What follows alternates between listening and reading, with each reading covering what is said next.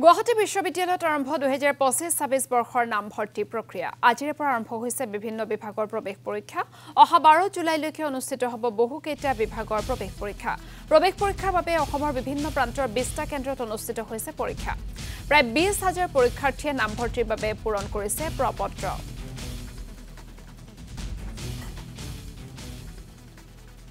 গুৱাহাটী বিশ্ববিদ্যালয়ৰ যি PG entrance exam আছে আজি এই এন্ট্ৰেন্স এক্সামসমূহ আমাৰ গুৱাহাটী বিশ্ববিদ্যালয়ত অনুষ্ঠিত হৈছে কেৱল গুৱাহাটী বিশ্ববিদ্যালয় বুলি নহয় আমাৰ উত্তৰ পূব ভাৰতৰ প্ৰায় 20টা চেণ্টাৰত আজি এন্ট্ৰেন্স এক্সাম কৰা হৈছে লগতে এই বৰ্ষত আমি চাবলৈ গ'লে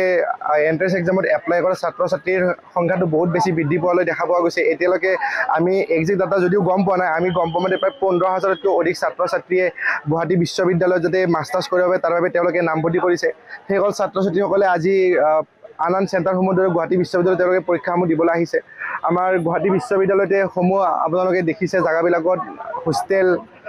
স্নাতকোত্তৰ ছাত্ৰ সন্থা বা দল সংগঠনসমূহ হেল্প ডেস্ক পাতিছে যাতে ছাত্ৰ-ছাত্ৰীসকলৰ